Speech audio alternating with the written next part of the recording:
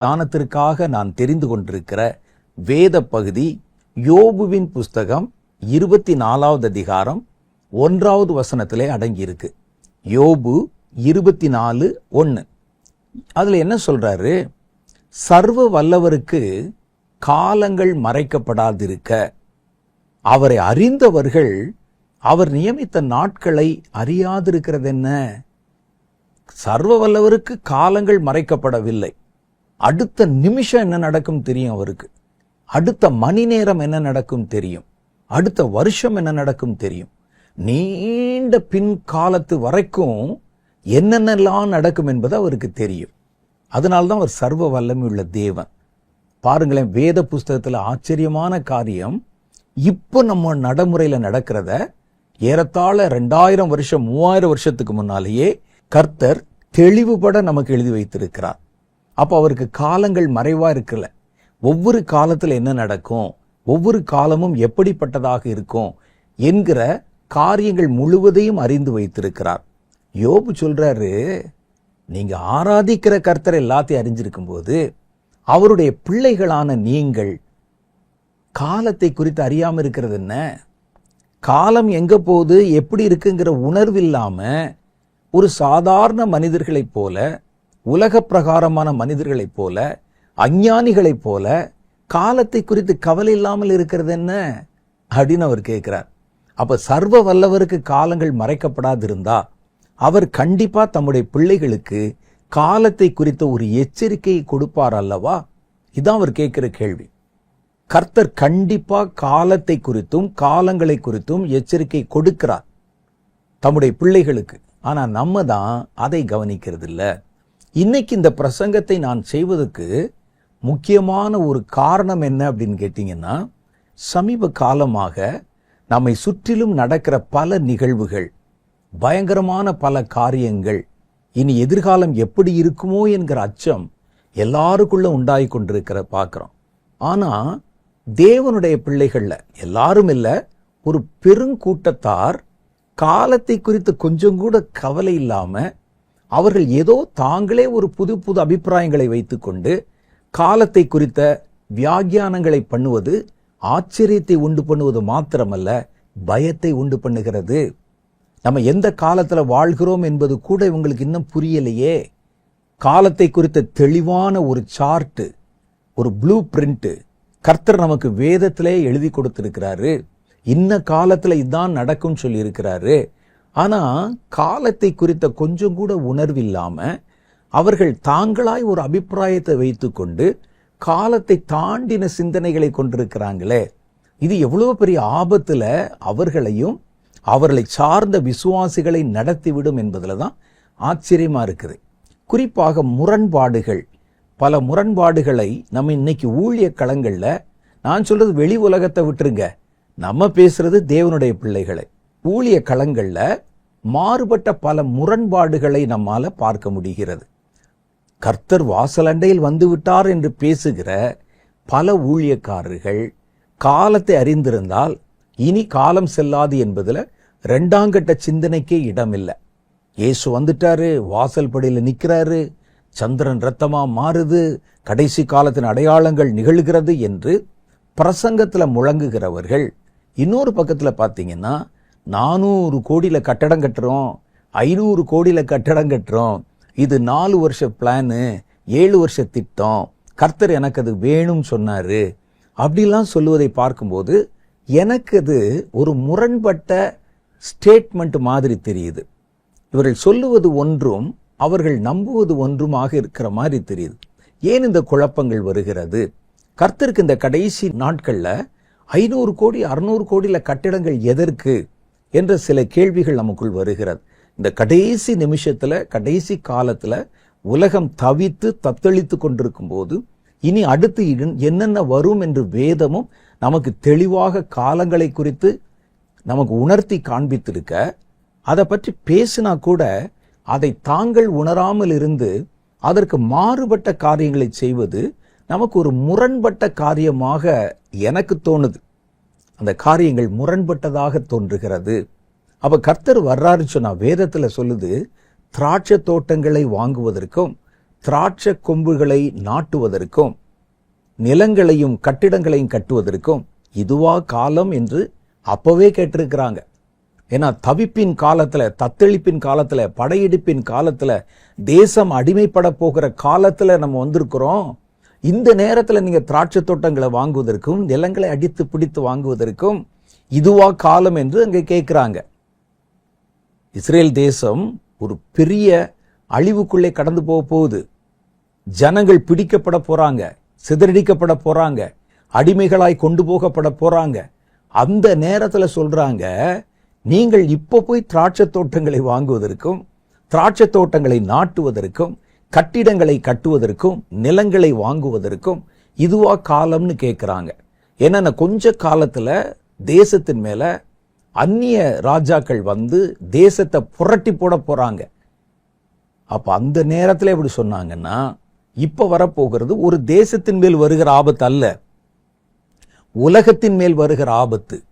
இனி அடுத்தடுத்த காரியங்கள் வேக வேகமாக அரங்கேறுகிறது உங்களால பார்க்க முடியும். இந்த 2025 துவக்கத்தில் நான் சொன்னேன், இந்த வருஷத்துல அடுத்தடுத்து நீங்க பாருங்க, திடுக்கிடும் செய்திகளை கேள்விப்பட்டு கொண்டே இருப்பீர்கள். இன்னைக்கு பாத்தீங்கன்னா அது அப்படித்தான் நடக்குது.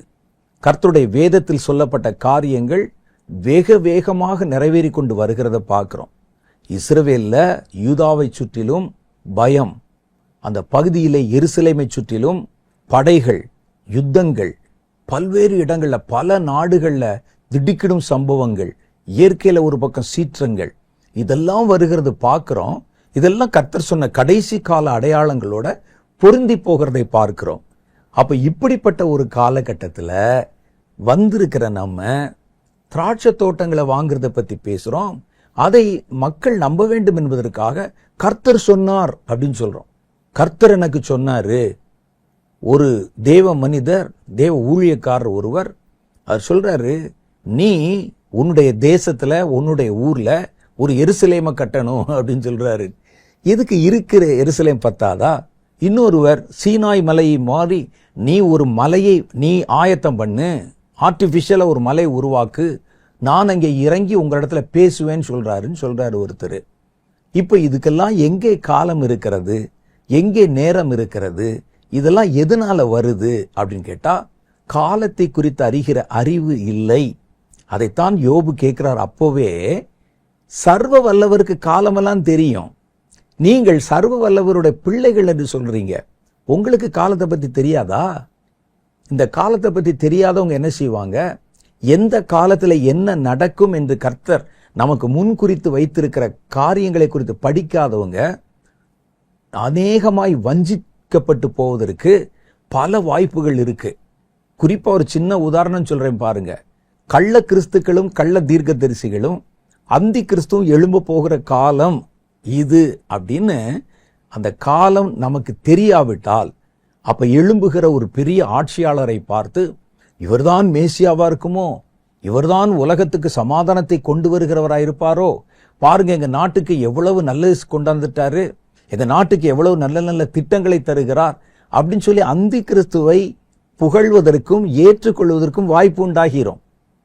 ஏனென்றால் அந்தி கிறிஸ்து செய்யற எல்லாமே கொடுமையாக இருக்காது, நமக்கு நல்லது செய்யற மாதிரி இருக்கும், பல காரியங்கள் நமக்கு நன்மை கொடுக்கிற மாதிரி இருக்கும். ஆனா நம்முடைய ஜீவனுக்கு அவன் உலை வைத்து விடுவான். எல்லாரையும் கர்த்தரிடத்திலே போக விடாம தன்னுடைய கட்டுப்பாட்டுக்குள்ளே கொண்டு வந்து விடுவான். அப்படிங்கிறது தான் முக்கியம். அப்ப இந்த சின்ன சின்ன காரியங்கள் எல்லாம் செய்வாங்க பாருங்க. நமக்கு ஒரே உலக அரசாங்கம் வந்து விட்டதுனால விசா கிடையாது, பாஸ்போர்ட் கிடையாது, டவுன் பஸ்ல ஏறி இறங்குற மாதிரி விமான நிலையங்கள்ல ஏறி எந்த நாட்டுக்கு டிக்கெட் வாங்கிட்டு நீங்க போயிடலாம். பாருங்க எவ்வளவு பெரிய காரியம். நாங்கெல்லாம் வெளிநாட்டுக்கு போகும்போது பல மணி நேரம் அங்க காத்திருந்து பெட்டியை தர, அதை காட்டு இதை காட்டுன்னு சொல்லி பல மணி நேரங்கள் எங்களை அலக்கழித்து அனுப்புவாங்க. ஏர்போர்ட்டுக்கு போறதுக்கே நாங்க அவ்வளோ கஷ்டத்தோட போவோம் அப்படின்னு சொன்னோம். இப்ப பாத்தீங்களா, இந்த ஆட்சியாளர் வந்திருக்கிறாரு, எல்லாத்தையும் ஃப்ரீ பண்ணி விட்டுட்டாரே. எந்த நாட்டுக்கு வேணாலும் ஒரு சூட்கேஸை தூக்கிட்டு நம்ம மாட்டு போகலாம், வரலாம், இறங்கலாம்னு சொல்லி அப்படின்னு நம்ம யோசிப்போம். உடனே நம்ம அவருக்கு ஜால்ரா போட ஆரம்பிச்சிருவோம்.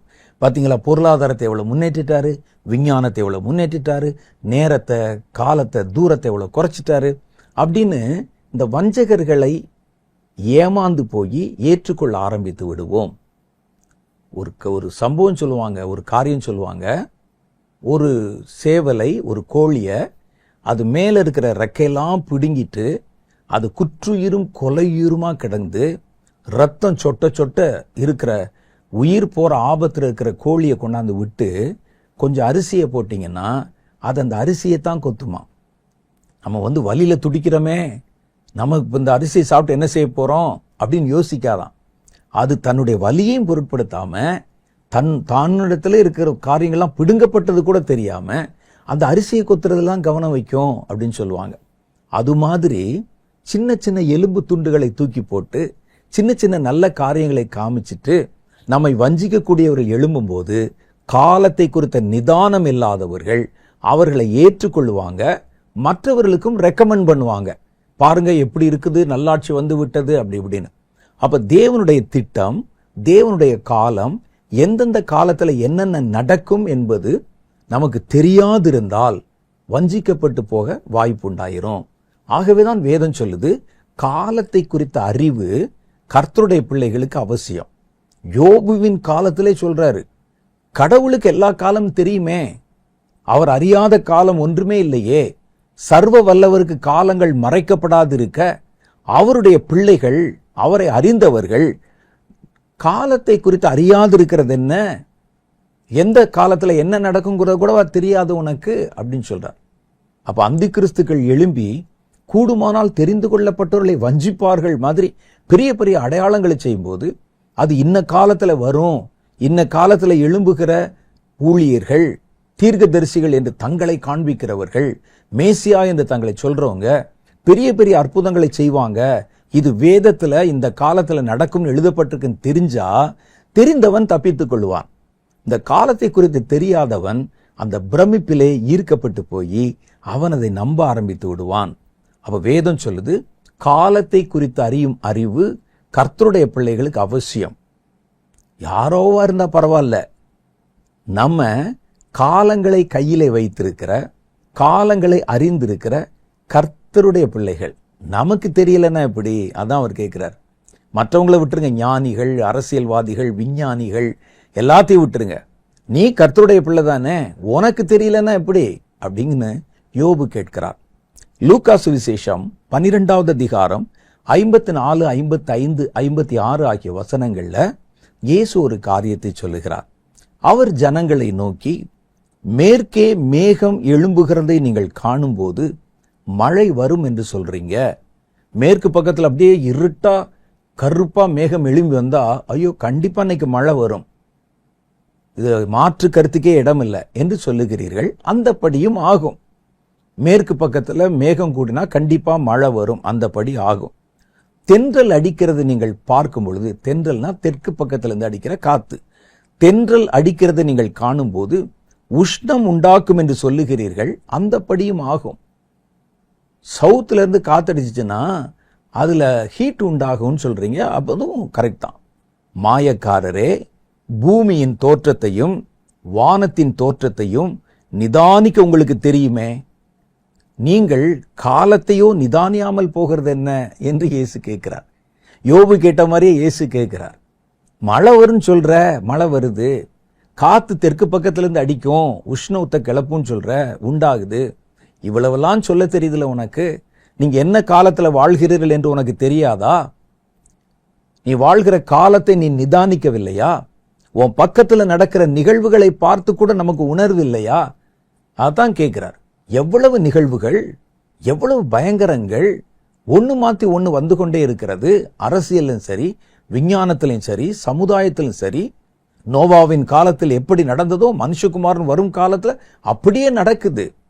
இதெல்லாம் பார்த்துட்டு மற்றவங்களை விட்டுருங்க. மற்றவர்கள் அந்த பாவ காலத்துல சந்தோஷப்படுவாங்க. எங்க போனாலும் குடிப்பதற்கும் வெறிப்பதற்கும் திறந்த வாசல் இருக்கு, சந்தோஷம். எங்க போனாலும் பாவம் செய்வதற்கு கதவுகள் திறந்திருக்கு, சந்தோஷம். அது அவங்களுக்கு. உனக்கு என்ன? நீ கடவுளுடைய பிள்ளை. நோவாவின் காலத்தில் எப்படி நடந்ததோ அப்படி நடக்க காணும் போது நீ எச்சரிக்கையில் அடையணும். காலத்தை நிதானியாமல் போகிறது என்ன என்று கர்த்தர் அவர்களை கடிந்து கொண்டு கேட்கிறார். மழை வரும் வராதுன்னு சொல்றதா பெருசு? உஷ்ணம் வரும் வரான்னு சொல்ற பெருசு?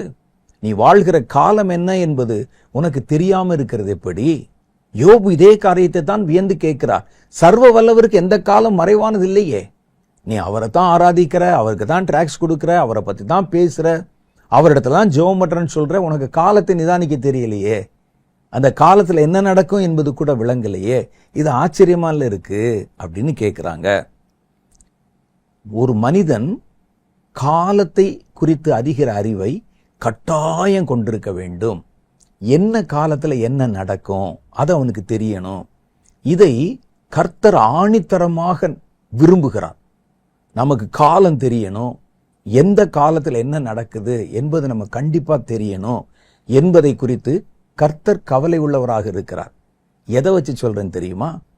ஏன்னா இனி வரக்கூடிய காரியங்களை பற்றி கர்த்தர் விலாவாரியாய் தன்னுடைய வேதத்திலே நமக்கு எழுதி கொடுத்திருக்கிறார். ஒரு தானியேல் புஸ்தகமா இருக்கட்டும், மத்தேயு, மார்க்கு, லூக்கா போன்ற புஸ்தகங்கள்ல வருகை காலத்தை பற்றி இருக்கட்டும், வெளிப்படுத்தின விசேஷமாக இருக்கட்டும், இனி வருகிற காலம் உலகத்தின் முடிவு வரைக்கும் என்னென்ன நடக்கும் அப்படின்னு அவர் சொல்லி இருக்கிறார். அத நம்ம தெரிஞ்சுக்கிறோங்கிறக்காக தான் எழுதி கொடுத்திருக்கிறார். நீங்களும் நானும் தெரிஞ்சு என்ன செய்ய போறோம்? வருகிற பெரிய பெரிய ஆபத்துகளை நம்ம என்ன செய்ய போறோம்? அப்ப கர்த்தருக்கு என்னன்னு கேட்டா, அவர் சர்வ காலத்தையும் அறிந்திருக்கிறதுனால அவருடைய பிள்ளைகள், அவரை அறிந்திருக்கிற நீங்களும் காலங்களை குறித்து அறிந்திருக்கணும். அதனாலதான் நடக்க போகிற காரியங்கள் எல்லாம் முன்னறிவித்து இன்ன காலத்துல என்ன நடக்கும் என்பதை வேதத்துல ஒரு பகுதியாக சொல்லி இருக்கிறார். இல்லாட்டா வெறும் வேதம் என்று சொன்ன உடனே வெறும் மந்திர உச்சாடனங்களும் மந்திர சுலோகங்களும் ஜெபம் பண்ண வேண்டிய விதங்களும் மற்ற காரியங்களோட நிறுத்தி இருக்கலாமே. ஆனா வேதத்துல நீங்கள் பெரும்பகுதி எடுத்து பார்த்தீங்கன்னா காலத்தை குறித்தும் எந்தெந்த காலத்துல என்ன நடக்கும் என்பதை பற்றியும் சொல்லப்பட்ட தீர்க்க தரிசன பகுதிகள் தான் அதிகம். நீங்க எடுத்து பாருங்க, நிறைய தீர்க்க தரிசன வார்த்தைகள் தான். அடுத்து என்ன நடக்கும், அடுத்து என்ன நடக்கும், அடுத்து என்ன நடக்கும். அப்ப கர்த்தருடைய விருப்பம் என்னன்னா, தன்னுடைய பிள்ளைகள் காலத்தை குறித்து அறிகிற அறிவை உடையவர்களா இருக்கணும். அதனாலதான் சொல்ற, காலத்தை குறித்து உங்களுக்கு அறியக்கூடிய அறிவு இல்லையா அப்படின்னு கேட்கிறார். ஏன்னா என்ன காலம் தெரிஞ்சாதான் அதற்கு ஏற்ற மாதிரி நீங்க இருக்கணும். ஏன் நம்ம காலத்தை குறித்து அறிகிற அறிவை உடையவர்களாக இருக்கணும் என்று கர்த்தர் விரும்புகிறார். காலத்தை பற்றி அறிந்து நம்ம என்ன செய்ய போறோம், அது எதற்கு நமக்கு அவசியம் என்பதை குறித்து சில காரியங்களை நம்ம தியானிக்க போறோம். முதல் காரியம் என்னன்னு கேட்டா, வரும் காலங்களை அறிந்து அதற்கு தப்புவதற்காக காலத்தை பற்றி தெரியணும். ஏன் வருகிற காலத்தை பற்றி தெரியணும்? அந்த காலத்தை பற்றி, அதுல வருகிற ஆபத்துகள், அதுல வரக்கூடிய வஞ்சகங்கள், அதுல வரக்கூடிய ஏமாற்றங்கள், அது எல்லாவற்றையும் அறிந்து கொண்டால், முன்பாகவே அறிந்து கொண்டால், அதிலிருந்து தப்பித்துக் கொள்வதற்கு நீங்கள் வாய்ப்புகளை தேட முடியும். இனி காலம் இப்படித்தான் இருக்கும், இல்லாவிட்டால் என்ன செய்வோம்? சொல்லப்பட்டதெல்லாம் நம்பி, சொல்றவங்களெல்லாம் நம்பி நம்முடைய வாழ்க்கையை தொலைச்சிருவோம். மேடையில் நின்று 1000 பேசுவாங்க, நாட்டை புரட்டி போட்டுருவேன், நாட்டில் வளத்தை கொடுப்பேன், செழிப்பை கொடுப்பேன் என்று. எல்லாம் வெறும் எழுத்தளவில் இருக்கும். காலத்தை நீங்கள் விளங்கி கொள்ளாவிட்டால், இவர்தான் மேசியா போல இருக்குது, உலகத்துக்கு பெரிய சுபிட்சத்தை கொண்டு வந்துருவார் போல இருக்கு, நம்பிடுவீங்க. அப்படி இல்லாவிட்டால் உங்களுக்கு தெரியும், இந்த காலம் ஜனங்கள் வஞ்சிக்கப்படுகிற காலம். ஆட்சியாளர்கள் ஜனங்களை வஞ்சிப்பாங்க, அவர்களை ஏமாற்றுவாங்க.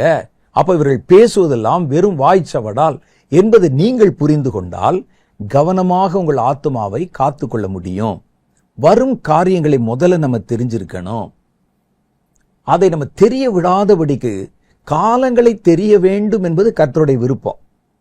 அதை நீங்க தெரிஞ்சுக்கிற கூடாது என்பது சாத்தானுடைய விருப்பம். சாத்தானுக்கு நீங்கள் வரும் காலங்களை பத்தி தெரியக்கூடாது, அதை குறித்து நீங்க யோசிக்க கூடாது, எதிர்காலத்தை பத்தி நீங்க சிந்திக்க கூடாது, நம்ம வாழ்கிற காலம் எப்படிப்பட்டது என்பதை பற்றி நீங்க யோசிக்க கூடாது. நீங்க காலத்தை அறிய வேண்டும் என்பது, மறுபடியும் சொல்றேன், நீங்கள் காலத்தை அறிய வேண்டும் என்பது தேவனுடைய விருப்பம். காலத்தை குறித்த உணர்வே உங்களுக்கு இருக்கக்கூடாது, அதை பத்தி நீங்க தெரியவே கூடாது என்பது சாத்தானுடைய விருப்பம். அதற்கு அவன் என்ன செய்கிறான் அப்படின்னு கேட்டா, ஜனங்களுடைய கவனத்தை திசை திருப்புகிறான். நான் ஏற்கனவே சொன்ன மாதிரி, ஒரு அமெரிக்க நாடாளுமன்றத்தில் நடந்த ஒரு சம்பவம்.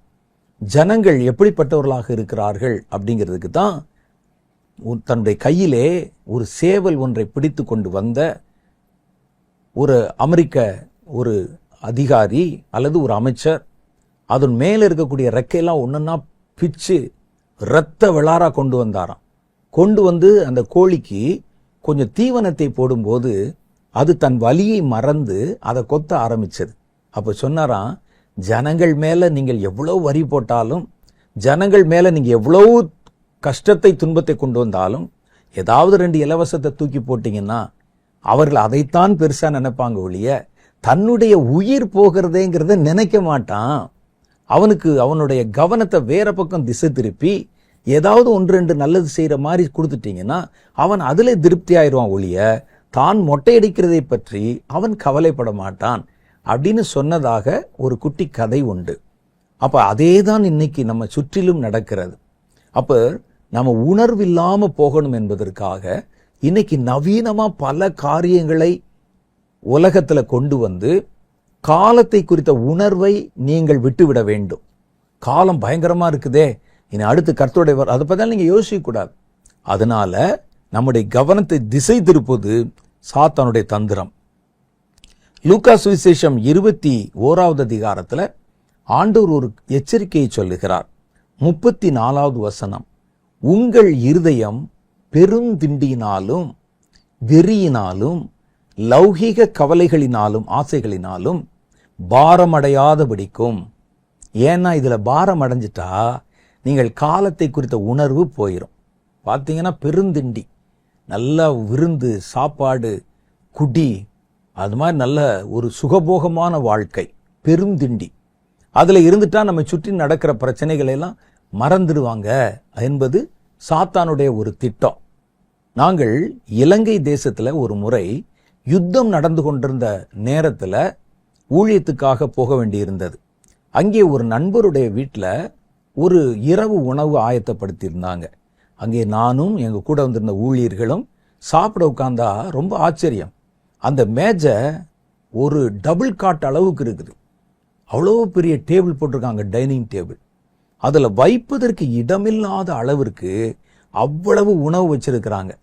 அப்ப நான் கேட்டேன், நம்ம ஒரு 6 பேர் 7 பேர் சாப்பிட்றதுக்கு இது என்ன இவ்வளவு ஆகாரங்களை செஞ்சு இவ்வளவு வெரைட்டி வச்சிருக்கீங்களே, எப்படி சாப்பிட முடியும் என்று நான் அவர்களிடத்துல கேட்டேன். அவங்க சொன்னாங்க, எல்லா இடத்துலையும் நாங்கள் இப்படித்தாங்க சாப்பிட்றதுன்னு சொன்னாங்க. தேசம் இருக்கிற அந்த கொடிய சூழ்நிலையில எப்படி உங்களால சாப்பிட முடியுதுன்னு கேட்டோம். அதற்கு அவர்கள் ஒரு காரியத்தை சொன்னாங்க, எங்க வாழ்க்கை நிரந்தரம் இல்லாதது, எந்த நேரத்துல குண்டு போடுவான்னு தெரியாது, எந்த நேரத்துல நாங்கள் துரத்தப்படுவோம் தெரியாது. ஒவ்வொரு நாளையும் முடிக்கிறதுக்குள்ள நாங்கள் இன்னைக்கு இருப்போமா நாளை காலைல எந்திரிப்போமான்னு தெரியாது. அதனால நாங்க என்ன செய்யறோம்னா, கிடைச்சிருக்கிற ஒவ்வொரு தருணத்திலும் எவ்வளவு சாப்பிட முடியுமோ அவ்வளவு சாப்பிட்றோம், எப்படி சந்தோஷமா இருக்கணுமோ அப்படி சந்தோஷமா இருக்கிறோம் அப்படின்னு சொன்னாங்க. பாருங்க, உயிர் போற நேரத்திலும் நம்முடைய வாழ்க்கை சுகபோகத்தை அனுபவிச்சுட்டு போயிடணும் தான் பார்க்கிறோம் ஒழிய அதிலிருந்து தப்பித்துக் கொள்வதற்குண்டான மார்க்கத்தை நம்ம சிந்திப்பதில்லை. அப்ப வேதம் சொல்லுது, மனிதர்கள் இன்னைக்கு பெருந்திண்டியிலே எப்போ பார்த்தாலும் உணவு உடை போன்ற காரியங்கள், ஆடம்பரம் போன்ற பெருந்திண்டியிலே மனதை மயக்கி வைத்திருக்கிறதை பார்க்கிறோம். 2வது பாருங்க, குடி வெறி போதை. இதெல்லாம் என்னன்னா காலத்தை மறக்க வைக்கிறது. ஏன் குடிக்கிறீங்கன்னு கேளுங்க, அப்படியே நாங்கள் எங்களை மறந்து. ஏன் உன்னை மறக்கணும்? அந்த குடி போதையில 3 நாள் 2 நாள் அப்படியே எங்களை மறந்துடுறோம். ஏன் மறக்கணும்? ஏன் மறக்கணும்? நமக்கு இருக்கிற ஒரு வாய்ப்பு இந்த உலகத்துல தேவனை தேடுவதற்கும் அடுத்தடுத்து கர்த்தருக்கு என்று கனி கொடுப்பதற்கும் இவ்வளவு வேலை இருக்குது. ஏன் என்னை மறந்து அப்படி செத்த நிலைமையில ஏன் கிடக்கணும்? ஒரு நாள் வரும்போது சாகத்தானே போறோம். ஏன் இப்ப வாழ்க்கையில பல மணி நேரம் அப்படி கிடக்கணும்? வெறியிலே மனிதர்களை அப்படி டைவர்ட் பண்ணுவது, லௌகீக கவலை, உலக பிரகாரமான கவலை. இதுல உங்களுடைய இருதயம் பாரமடையக்கூடாது, இதை பத்தியே யோசிக்க கூடாது, அவைகளின் பின்னால் ஓடக்கூடாது. இவைகள் பின்னால் ஓடினா காலத்தை பற்றி நீங்கள் கவனிக்காம போயிருவீங்க. இவைகளினால் நீங்கள் பாரமடையாதபடிக்கும் நீங்கள் நினையாத நாளிகையிலே அந்த நாள் உங்கள் மேல் வராதபடிக்கும் எச்சரிக்கையாயிருங்கள். 36 சொல்லுது, ஆகையால் இனி சம்பவிக்க போகிற இவைகளுக்கெல்லாம் நீங்கள் தப்பித்து மனுஷகுமாரன் முன்பாக நிற்க பாத்திரவான்களாய் எண்ணப்படுவதற்கு எப்பொழுதும் ஜெபம் பண்ணி விழித்திருங்கள் என்றார். அப்ப காலத்தை அறிஞ்சாதான் அந்த காலத்தில் நம்ம என்ன செய்யணும்? இது ஜெபிக்க வேண்டிய காலம். ஜெபத்தினால மாத்திரம்தான் தப்ப முடியும். இதை நீங்க கவனிக்க கூடாதுங்கிறதுக்காக பெருந்திண்டி, லௌகிக மோகம், வெறி, பாவம், இச்சைகளை பச்சை தண்ணி போல சமுதாயத்துல திறந்து விட்டு இருக்கிறாங்க. ஆன்லைன்ல ஆர்டர் போட்டு கூட வாங்க முடியுது எல்லாம். இன்றைக்கு பாருங்கள், தேசங்கள் முழுவதிலும் போதை கலாச்சாரம், வெறி. இது என்னன்னா மறக்கணும். நீங்க உங்களை சுற்றிலும் நடக்கிற அவலங்களை மறக்கணும். உங்களை சுற்றிலும் பயமுறுத்துகிற காரியங்களை மறக்கணும். நீங்க தப்பிச்சிடக்கூடாது. மயக்கத்திலே நீங்கள் மாண்டு போக வேண்டும். இது சாத்தானுடைய தந்திரங்கள்ல ஒண்ணு. காலத்தை குறித்த உணர்வு உங்களுக்குள்ள இருக்கக்கூடாதுன்னு சாத்தான் நினைக்கிறான். காலத்தை அறிந்து நீங்கள் கவனமாய் தப்ப வேண்டும் என்று கர்த்தர் விரும்புகிறார். வேதம் சொல்லுது பாருங்க, காலங்களின் தன்மையை அறிந்து. இரண்டாவது காரியம் என்னன்னா, காலங்களுடைய தன்மையை அறிந்து அதில் நம்ம எப்படி நடக்கணும். இப்ப கடைசி காலத்துக்குள்ள வந்துட்டோம். ஒரு வஞ்சக காலத்துக்குள்ளே வந்துட்டோம். ஊழியர்கள் எங்க பார்த்தாலும் வஞ்சகம், எங்க பார்த்தாலும் கள்ள தீர்க்க தரிசனம், எங்க பார்த்தாலும் ஜனங்களை பிரமிக்க வைத்து தங்களை பின்பற்ற வைக்கிற ஒரு கூட்டம். இதெல்லாம் கர்த்தருடைய வேதத்துல சொல்லியிருக்கு. இன்னொரு பக்கத்துல பார்த்தா எங்க பார்த்தாலும் கொள்ளை நோய், எங்க பார்த்தாலும் யுத்தத்தின் செய்திகள், பொருளாதார வீழ்ச்சி, பஞ்சங்கள், இப்படி ஒவ்வொரு காலம் சொல்லுது இல்ல.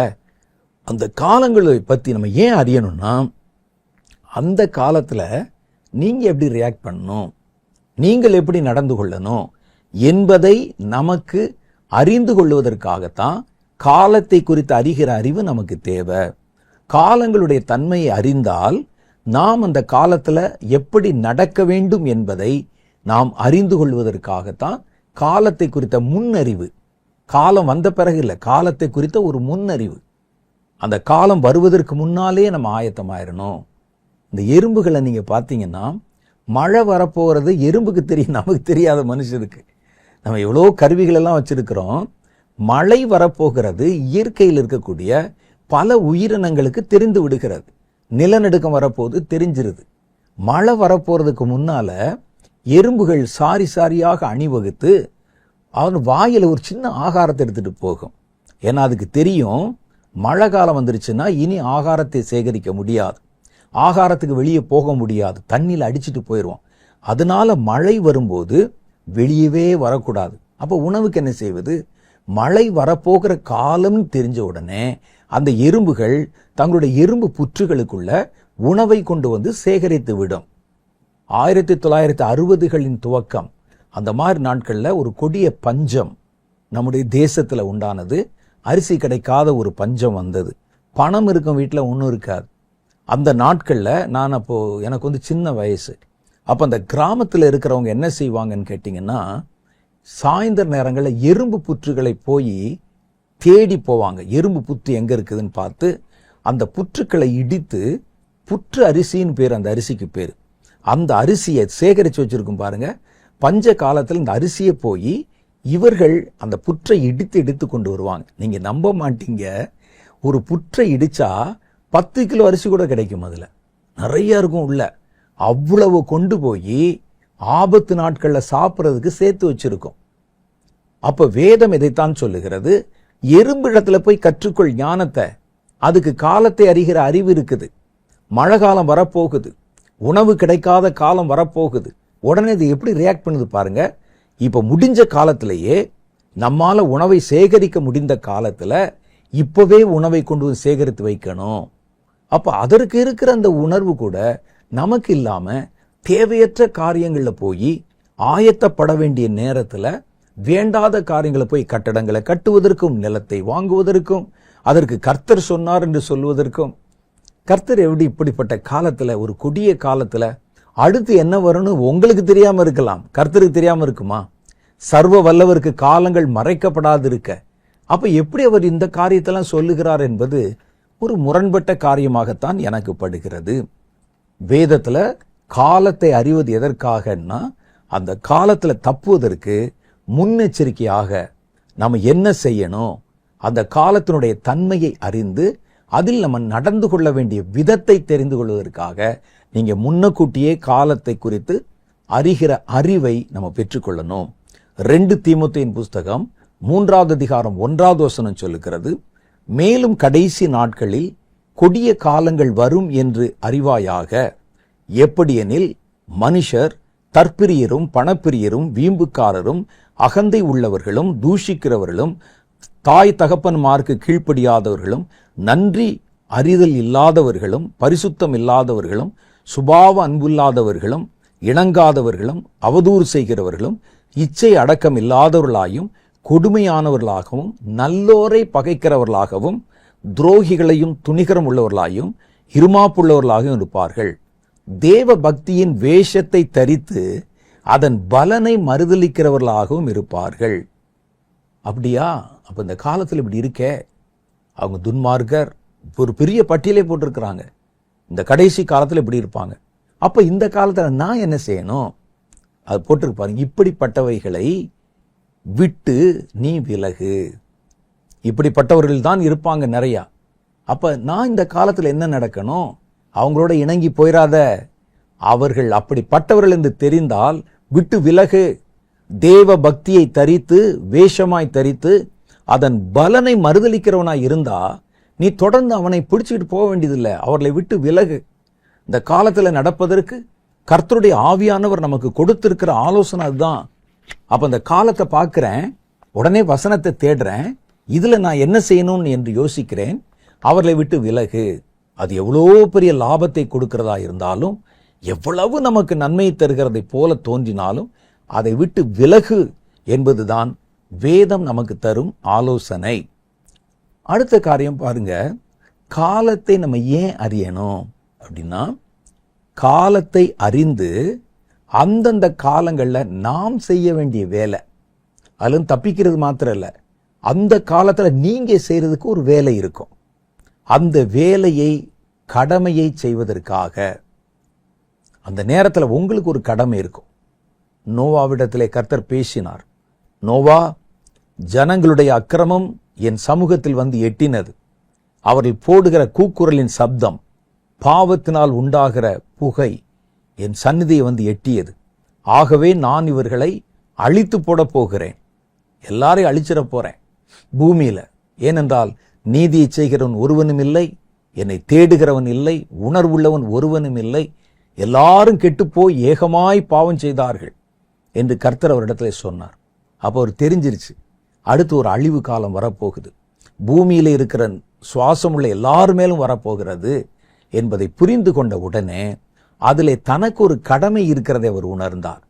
எல்லாரும் அழிஞ்சிட்டா எப்படி இருக்கும், நானும் என் குடும்பத்தார் மாத்திரம் இவ்வளோ பெரிய உலகத்துல இருந்தா எப்படி இருக்கும் யோசித்தார். எப்படியாவது சிலரை தப்புவிக்க வேண்டும் என்று அந்த காலத்தினுடைய தன்மை உணர்ந்த போது தன்னால் முடிந்த அளவில் சிலரையாவது அந்த அக்னியிலிருந்து இழுத்து விடுவதற்காக நோவா நீதியை பிரசங்கம் பண்ணினார். வேதத்தில் அப்படித்தான் சொல்லுது. பேதுரு அவரை பற்றி சொல்லும்போது நோவா நீதியை பிரசங்கித்தவனாகிய நோவா என்று எழுதியிருக்கிறார். ஏன் நோவா நீதியை பிரசங்கிக்கணும்? கர்த்தர் எல்லாரையும் கொல்ல போறேன்னு சொல்றாரு, கொல்லட்டும். என்னையும் என் குடும்பத்தாரையும் பாதுகாக்க போறேன்னு சொல்றாரு, பாதுகாக்கட்டும். சந்தோஷம் தானே. இவங்க செஞ்ச பாவத்துக்கும் அக்கிரமத்திற்கும் கொலைக்கும் வெறிக்கும் ரத்தம் சிந்தலுக்கும் நாசமாய் போகட்டும் அப்படின்னு அவர் இருக்கல. கர்த்தர் சொன்ன காலம், மழை பெய்ய போகிற காலம், அழிய போகிற காலம் வருகிறது. அவர் அதுல என்ன தேடினார்னா, இதை நான் செய்யறதுக்கு என்ன வேலை இருக்குது, இந்த காலத்துல நான் என்ன செய்யணும்? அவருக்கு கர்த்தர் கொடுத்த ஒரு கடமை இருந்தது. ஒரு பெரிய ஒரு பேழையை கட்டணும். அந்த பேழையில உலகத்தின் ஜீவராசிகள் ஜோடி ஜோடியா வந்து தங்குவதற்கு இடம் உண்டாக்கணும். அது ஒரு கடமை. அவர் அந்த காலத்தை புரிந்து கொண்டு அந்த கடமையை நிறைவேற்றினார். ஒன்று. ரெண்டாவது, அவருடைய இருதயத்தின் வாதையினால, மற்றவர்கள் மேல் கொண்ட பாரத்தினால அவர் ஏற்படுத்தி கொண்ட மற்றொரு கடமை, நீதியை பிரசங்கித்தார். போய் ஜனங்களிடத்துல ஏன் குடிக்கிற, ஏன் வெறிக்கிற, வெள்ளம் வந்து வாரி கொண்டு போகிற காலம் வருகிறது. நம்பல யாரும், ஆனாலும் ஒரு விடல. நீதியை பிரசங்கித்தவனாகிய நோவா என்று கர்த்தருடைய வேதம் சொல்லுகிறது. அந்த நேரத்திலும் பாருங்கள், வெறும் 8 பேர் கொண்ட ஒரு சின்ன குடும்பம் கர்த்தர் அவர்களுக்கு விதித்த அந்த கடமையை நிறைவேற்றினாங்க. அழிவின் காலம் எப்படி வருது பார்க்கலாம். அந்த அழிவு எப்படி வருகிறது பார்க்கலாம். நமக்கு எதிராக, தேவனுக்கு எதிராக பாவம் செஞ்சவங்க, குடிச்சவன், வெறிச்சவன், நரபலி செலுத்தினவன் எப்படி அழிகிறான்னு பார்க்கலாம் என்று யோனாவை போல வேடிக்கை பார்க்க அந்த குடும்பம் உட்கார்ல. அவர்களுக்கு கர்த்தர் அந்த கொடிய காலத்துல, இக்கட்டின் காலத்துல ஒரு கடமையை வைத்திருந்தார். உடனே அவங்க அதில் மேல கவனம் செலுத்தினாங்க. இக்கட்டு நேரம், அழிவு நேரம் வரப்போகுது. அப்ப இந்த நேரத்தில் நான் பாதுகாப்பா உட்கார்ந்துக்கிறதுக்கு இல்லை, நான் செய்வதற்கு ஒரு கடமை இருக்கிறது. அதை புரிந்து கொண்டு செயலாற்றணும். அதுக்குத்தான் நமக்கு காலத்தை குறித்து அறிகிற அறிவு நமக்கு தேவை. ஒவ்வொன்றுக்கும் ஒவ்வொரு காலம் இருக்கிறது. அந்தந்த காலத்துல செய்வதற்கு ஒரு கடமை இருக்கிறது. அந்த காலத்தை பற்றி தெரிஞ்சாதான் இந்த காலத்துல என்ன செய்யணும் என்பதை நம்ம திட்டமிட முடியும். ஒரு அழிவின் காலம் வந்தபோது அதில் தப்ப வேண்டுவதற்கான கடமை இருந்தது. நோவாவுக்கு கொடுக்கப்பட்ட ஒரு வேலை இருந்தது. அதே மாதிரி நம்முடைய வாழ்க்கையில விதைக்க போற காலத்துல விதைக்கத்தான் போகணும். அறுக்க போகிற காலத்துல அறுவடை தான் செய்யணும். அறுவடை காலத்துல விதையை தூக்கிட்டு போகக்கூடாது. விதைக்க வேண்டிய நேரத்துல அறுவாளை தூக்கிட்டு போகக்கூடாது. அப்ப எந்த நேரத்துல என்ன செய்ய வேண்டும் என்பதை காலத்தை நம்ம அறிந்திருந்தால்தான் அந்த காலத்தில் நம்ம செய்வதற்கான கடமையை நம்ம வகையறுத்து கொண்டு செயலாற்ற முடியும். பிரசங்கின் புஸ்தகம் சொல்லும்போது பாருங்கள், அவர் சொல்றாரு, ஒவ்வொன்றுக்கும் ஒவ்வொரு காலம் உண்டு. வானத்தின் கீழ் இருக்கிற ஒவ்வொரு காரியத்திற்கும் ஒவ்வொரு சமயமும் உண்டு. பிறக்க ஒரு காலம், இறக்க ஒரு காலம், நட்டதை பிடுங்க ஒரு காலம், நடுவதற்கு ஒரு காலம், கொல்ல ஒரு காலம், குணமாக்க ஒரு காலம். அதே மாதிரி தான் விதைக்கிறதுக்கு ஒரு காலம், அறுக்கிறதுக்கு ஒரு காலம், சேர்க்கிறதுக்கு ஒரு காலம், கட்டுவதற்கும் நிலத்தை வாங்குவதற்கு ஒரு காலம், வாங்காமல் இருப்பதற்கு ஒரு காலம், ஆயத்தப்பட ஒரு காலம். இப்படி காலம் இருக்குதே. அப்ப நம்ம வாழ்கிற காலம் என்னன்னு தெரியாம நம்ம செய்யக்கூடாத காரியத்தை செய்ய வேண்டாத நேரத்துல போய் அந்த நேரத்தில் நாம் நம்ம ஈடுபடுத்திக் கொள்வது ஒரு பெரிய வஞ்சகமாகவே நான் கருதுகிறேன். நான் செய்வதற்கு இந்த நேரத்துல நிறைய வேலை இருக்குது. நோவா ஒருவேளை இப்படி யோசிச்சிருக்காருன்னு வச்சுக்கோங்க, ஒரு பெரிய அழிவு வருது. இந்த அழிவை சொல்லி ஜனங்களை பயமுறுத்தி அவங்களுடைய நிலம், வீடுகளை குறைஞ்ச விலைக்கு வாங்கிடலாம், சீப்பா நினைக்கலாம்ல. நோவா ஒருவேளை ஒரு நவீன ஊழியக்காரராக இருந்தால் அப்படி செய்வார். அவங்களுக்கு அந்த பயத்தை உண்டாக்கி, ஒரு பெரிய வெள்ளம் வரப்போகுது, நாம் அதை பார்த்தேன், ஜனங்கள் அழிய போறாங்க, அதனால் நீங்க என்ன செய்யுங்க, உங்களுடைய நிலங்களை யாருக்காவது வித்துருங்க அப்படின்னு அடிமாட்டு விலைக்கு வாங்கியிருக்கலாமே. ஆனா அவருக்கு தெரியும், இது நிலங்களை வாங்குவதற்கான காலம் அல்ல, ஜனங்களை மீட்பதற்கான காலம், நம்ம தப்பிப்பதற்கான காலம், ஜீவன் தப்ப ஓடி போவதற்கான காலம். அதை அவர் தெரிஞ்சதுனால்தான் ஷார்ப் அவர் வேற எதிரி மேலேயுமே போகல. ஜனங்களை பயமுறுத்தியோ அல்லது இவர் சொல்லுகிறதை நம்புகிறவர்களை வைத்து அவங்களுடைய சொத்துக்களை அபகரிக்கிறதோ அல்லது அவங்க அழிஞ்சு போனா அவங்களுடைய சொத்தெல்லாம் எனக்கு தானே சொந்தமாகும் என்றோ இவர் எந்த கணக்கும் போடல. அவருக்கு திராட்சை தோட்டங்களை வாங்குவதற்கும் நிலங்களை வாங்குவதற்கும் அது சமயமாய் காணப்படவில்லை. காரணம், அவர் காலத்தை குறித்து அறிந்திருந்தார். அப்ப இது என்ன காலம்ங்கிறது தெரியாததுனாலதான் இந்த காலத்துல என்ன செய்யக்கூடாதோ அதை போய் செய்து கொண்டிருக்கிறோம். இன்னைக்கு பெருவாரியான கிறிஸ்தவ ஊழியர்கள் காலம் கடைசி அப்படின்னு சொன்னா என்ன செய்யணும்? கர்த்தருடைய ராஜ்யத்துல ஜனங்களை சேர்ப்பதற்கு, ரட்சிப்பை சுவிசேஷமாய் சொல்வதற்கு இதை விட ஒரு அவசரமான காலம் எதுவுமே இல்லை. ஒரு காலத்துல பாருங்க, மிஷினரிகள் எங்கும் போனாங்க, ஊழியம் செஞ்சாங்க, சுவிசேஷம் அறிவிச்சாங்க, எழுப்புதல் வந்தது, ஜனங்கள் கர்த்தருக்கு ஒப்பு கொடுத்தாங்க, புதுசா அறியப்படாத இடங்கள்ல சொன்னாங்க. இப்ப அழிவு வரப்போது, மனித குலம் ஒட்டுமொத்தம் அழிவு போகுதுன்னு சொன்னா இப்ப அந்த தீவிரம் நமக்கு எவ்வளவு இருக்கணும்? ஜனங்களை எப்படியாவது அந்த அழிவிலிருந்து இழுத்து விட வேண்டும் என்கிற வைராக்கியம் எவ்வளவு இருக்கணும்? ஒரு காலத்துல செஞ்சாங்க, ஆனால் செய்ய வேண்டிய காலத்துல இப்ப நம்ம அதை செய்வதில்லை. நம்ம நங்கூரங்களை போடுவதும், அஸ்திவாரங்களை போடுவதும், கட்டடம் கட்டுவதும் வேற பக்கம் நம்ம போய் கொண்டிருக்கிறோம். இனி அழிவு காலம், இனி ஒரு காலம் இல்லை. அப்ப இது சுவிசேஷத்தை அறிவித்து ஜனங்களை ரட்சிப்புக்குள்ள தீவிரமாய் நடத்த வேண்டிய காலம். பல இடங்கள்ல நம்ம பார்க்கிறோம், நிறைய இடங்கள்ல போட்டு ஒரு ஆலயத்தினுடைய கன்வென்ஷன், ஒரு சபை கன்வென்ஷன், அதுல நிறைய ஜனங்கள் உட்கார்ந்து இருக்கிறாங்க. அதுல சில போதகர்கள் அதுல மேல போட்டிருக்கிறாங்க, இன்றைக்கு நூற்றுக்கணக்கான பேர் கர்த்தருக்கு தங்களை ஒப்பு கொடுத்தார்கள், ஊழியத்துல பெரிய கனிகளை பார்த்தோம். யாரு? சபையில் இருக்கிறவர்கள் ஏற்கனவே கர்த்தருக்கு தங்களை ஒப்பு கொடுத்தவர்கள் தான். சபையில ஞானஸ்நானம் பண்ணப்பட்டு சபையிலே உட்கார்ந்து அங்கே இருக்கிறவங்க. அங்கே நடத்துற வருடாந்திர கன்வென்ஷன்ல இவர் இயேசுக்கு தன்னை ஒப்பு கொடுக்கிறோம் யாருன்னு முன்னால கூப்பிட்டு அவர்கள் எல்லாம் தங்களை ஒப்பு கொடுத்தார்கள் என்று புகைப்படம் போட்டு கொண்டிருக்கிறோம். இதுவா அந்த காலத்துல செய்ய வேண்டிய வேலை? காலம் எத்தனை குறைவு என்று பார்க்கிறோமோ இப்பெல்லாம் தீவிரம் காமிக்கணும். நம்ம கர்த்தருடைய ராஜ்யத்தின் வருகைக்கும் கர்த்தருடைய ராஜ்யத்தினுடைய கிரியைகளுக்கும் இப்பெல்லாம் நம்ம செய்யணும். இழந்து போன ஜனங்களை, அறியப்படாத ஜனங்களை இப்பெல்லாம் தீவிரமா தீடணும். அப்ப நாம செய்வது என்ன? நம்முடைய மனசு எங்க போகுது பாருங்க. எது அவசர காலமோ எல்லா இடத்துலயும் வெள்ளம் வந்து கொண்டிருக்கிற நேரத்தில் யாராவது கட்டடத்தை கட்டுவானா? ஐயா, மழை பெய்யுது, வெள்ளம் வருது, மதகுகள் உடைக்குதுன்னு சொல்லும்போது, ஓ நல்லதா போச்சு, இந்த இடம் எவ்வளவு விலை சொல்றீங்க, அந்த இடம் எவ்வளவு சொல்லுங்க, யாராவது அங்க போய் அஸ்திவாரம் போடுவானா? தப்பிக்கிறதுக்கு வழி பார்ப்பானா? ஆகவே காலத்தை அறிவது, அந்த காலத்துல நீங்கள் என்ன செய்யணும் அப்படிங்கிறத கவனிப்பதற்கு. காலத்தை நிதானிக்க மாட்டாத மனிதர்கள், காலத்தை ஒருத்தனுக்கு புரிஞ்சுக்கிற முடியலைன்னா அவன் கண்ணிகளிலே சிக்கிக் கொள்ளுவான். இந்த காலம் இப்படி வரப்போகுது, அதை நம்ம பார்த்தாலே தெரிஞ்சது, ஓ இது நடக்க ஆரம்பிச்சிருச்சா, பல இடங்கள்ல யுத்தத்தின் செய்திகள் வர ஆரம்பிச்சிருச்சா, எருசலேமை டார்கெட் பண்றாங்களா, மூன்றாவது எருசலேம் தேவாலயம் கட்டுவதற்கு ஆயத்தம் பண்றாங்களா, அடுத்து என்ன நடக்கும்? பைபிள்ல பாத்தீங்கன்னா இருக்கு, அடுத்து என்ன நடக்கும்? பல தேசங்களுக்குள்ள யுத்தத்தின் செய்திகள் உண்டாக்கப்படுகிறதா? பல இடங்கள்ல பஞ்சங்கள் வருவதற்கு, பல தேசங்கள்ல பொருளாதார வீழ்ச்சி வருவதற்கான காரியங்கள் வருகிறதா? கொள்ளை நோய்கள் பரப்பப்படுவதற்கு காலம் வருதா? பாக்குறீங்களா செய்தித்தாள்ல?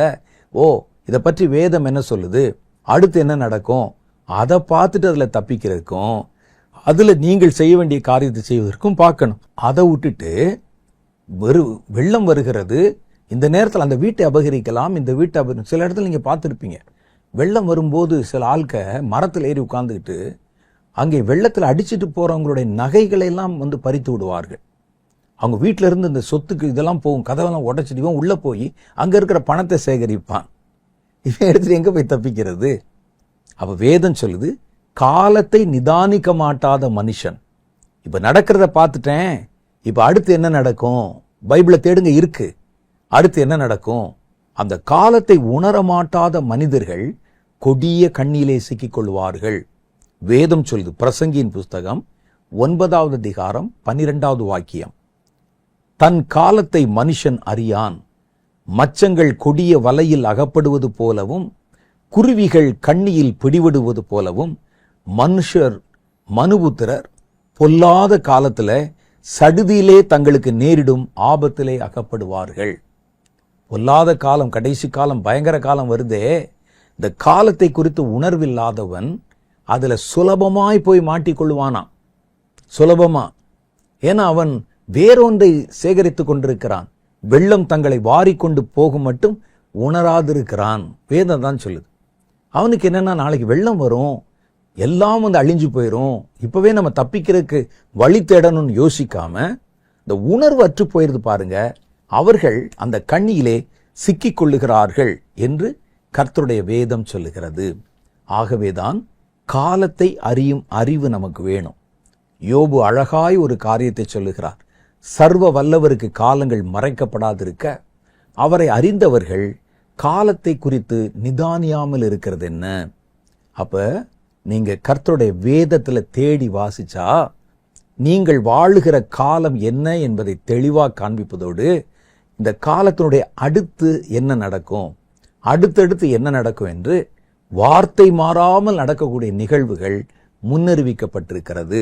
அப்போ ஒவ்வொரு காலத்தையும் வஞ்சிக்கப்படுகிற காலம் வருகிறது, யுத்தத்தின் செய்திகளை கேள்விப்படுகிற காலம் வருகிறது, பஞ்ச காலங்கள் வருகிறது, அந்தி கிறிஸ்துக்கள் ஜனங்களை வஞ்சித்து ஏமாற்றுகிற காலங்கள் வருகிறது, தேவனுடைய பிள்ளைகள் விசுவாசத்திற்காக சித்திரவதை படப்போகிற காலங்கள் வருகிறது, தேவனுடைய ஜனங்கள் காட்டி கொடுக்கப்படவும் சிறைச்சாலையில தள்ளப்படுவதற்குமான காலங்கள் வருகிறது. இதெல்லாம் மத்தேயு 21வது அதிகாரம், 24வது அதிகாரம், லூக்கா 21வது அதிகாரம், இதில் எல்லாவற்றிலும் விளக்கமாய் சொல்லப்பட்டிருக்கிறது. அப்போ வரக்கூடிய கொள்ளை நோய்கள், பஞ்ச நோய்கள், அதுக்கப்புறம் நிலநடுக்கங்கள், இதை பற்றியெல்லாம் நிறையா சொல்லி இருக்குது. அப்போ நடக்கிற காரியங்களை நம்ம பார்த்து அடுத்து என்ன வரும் என்பதை தெரிந்து கொண்டு தப்பிப்பதற்கும் இந்தந்த காலங்களில் நாம் எப்படி நடந்து கொள்ள வேண்டும் என்பதிலும் நாம் செய்ய வேண்டிய கடமைகள் என்ன என்பதையும் தெரிந்து கொள்ள வேதத்தில் வெறும் வாக்குத்தத்தத்தை படிக்கிறதோடு நின்று விடாமல் காலங்களை குறித்த குறிப்புகளை வாசிக்க ஆரம்பியுங்கள். கர்த்தர் உங்களை கண்ணிகளிலிருந்து அகப்படாமல் தப்புவிக்கவும், நோவாவின் காலத்தில் காலத்தை அறிந்திருந்த நோவாவை தப்புவித்ததை போல கர்த்தர் இந்த கடைசி நாட்களில் நம்மை தப்புவிக்கவும் வல்லமை உள்ளவராக இருக்கிறார். இவைகளுக்கெல்லாம் நீங்கள் தப்பி மனுஷகுமாரன் வரும்பொழுது எதிர் நிற்க பாத்திரவான்களாய் எண்ணப்படும்படிக்கு எப்பொழுதும் விழித்திருந்து ஜெபம் பண்ணுங்கள். கர்த்தருடைய வருகை சமீபம். காலங்களை குறித்து அறிகிற அறிவு இப்போ நமக்கு ரொம்ப ரொம்ப அவசியம். ஏனென்றால் வேதத்தில் சொல்லப்பட்டிருக்கிற காரியங்கள் எல்லாம் நம்முடைய கண்கள் காண நிறைவேறி வருகின்றன. கர்த்தர் தாமே இனி வேதத்தின் வழியாக உங்களோட பேசி நீங்கள் வாழ்கிற காலத்தை குறித்தும் எதிர் வரக்கூடிய காலங்களை குறித்தும் நல்ல வெளிப்பாடுகளை தந்து உங்களை பூர்ணமாய் வழிநடத்துவாராக. ஆமென். கண்களை மூடி ஒரு சின்ன ஜெபம் பண்ணலாம். அன்பும் இரக்கம் நிறைந்த எங்கள் பரலோக பிதாவே, நாங்கள் வாழ்கிற காலம் ஆபத்துகள் நிறைந்த காலம் என்று அறிந்திருக்கிறோம்.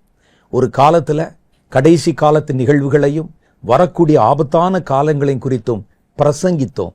ஆனால் இன்றைக்கு நாங்கள் பேசின எல்லாவற்றையும் கண்கள் முன்பாக நிறைவேற காண்கிறோம். இனி காலம் செல்லாது என்கிற சப்தம் எங்கள் காதுகளில் ஒலிக்கிறதை எங்களால் கவனிக்க முடிகிறது. இப்போதும் நாங்கள் காலத்தை குறித்த உணர்வில்லாமல் இல்லாதபடிக்கு தேவனே, உம்முடைய வேதத்துல காலத்தை குறித்து நீ சொல்லி இருக்கிற காரியங்களையும் அடுத்தடுத்து நடக்கப் போகிற காலங்களை குறித்தும் நாங்கள் தெளிவாக உணர்ந்து கொண்டு தப்புவிக்கவும், அநேகரை ஆண்டவரே நாங்கள் விடுவிக்கவும், நாங்கள் தப்பித்துக் கொள்ளவும், எங்களுக்கென்று இந்த கடைசி காலத்தில் வைத்திருக்கிற கடமைகளை நாங்கள் அறிந்தவைகளை நிறைவேற்றவும், கர்த்தர் வரும்பொழுது உமக்கு முன்பாக எதிர்நிற்க பாத்திரவான்களாய் எண்ணப்படும்படிக்கும் எங்களை பரிபூர்ணமாய் தாழ்த்தி ஒப்புக் கொடுக்கிறோம். கர்த்தருடைய வேதத்தில் தேவ ஆவியானவர் எங்களை வழிநடத்துவீராக. வார்த்தைகளை வெளிப்படுத்தி, காலங்களை வெளிப்படுத்தி, காலத்தை குறித்த உணர்வை இந்த வார்த்தைகளை கேட்ட ஒவ்வொருவருக்கும் நீர் தருவீராக. இனி வருகிற காலங்கள் வெகு கொடுமையாய் இருக்கிறதுனால உம்முடைய பிள்ளைகள் ஒருவரும் அதில் சிக்கிவிடாதபடி அவருடைய கால்களை கண்ணிகளுக்கு தப்புவிப்பீராக. கர்த்தருடைய கரத்திலே எல்லாவற்றையும் ஒப்பு கொடுத்து ஜெபிக்கிறேன். நீரே பொறுப்பிடும். இந்த வார்த்தைகளை கேட்ட ஒவ்வொருவரையும் ஆசீர்வதித்து தம்முடைய செட்டையின் மறைவிலே காத்துக்கொள்ளும். இயேசுவின் மூலம் எங்கள் ஜெபங்களை ஏற்றுக்கொள்ளும் எங்கள் பிதாவே, ஆமென். கர்த்தர் இந்த நாளிலும் நம்மோடு கூட பேசினார். காலத்தை குறித்து அறிகிறதுல கவனப்பிசகா மாத்திரம் இறந்துடாதீங்க. ஏனென்றால் இனி காலம் செல்லாது. அப்ப காலத்தை குறித்து வேதம் என்ன சொல்லி இருக்கிறது என்பதை கருத்தா வாசிங்க. அதில் நம்ம தெரிந்து கொள்ள வேண்டியது நம்ம வாழ்கிற காலம், இனி அடுத்து வரப்போகிற காலம், அதில் நம்ம எப்படி தப்பிப்பது, அந்த காலத்தில் நம்ம செய்ய வேண்டிய கடமை என்ன என்ற முக்கியமான காரியங்களை அறிந்து கொள்ளுங்கள். கர்த்தருடைய வருகை சமீபம். கர்த்தர் உங்களை ஆசீர்வதித்து காப்பாராக. ஆமென்.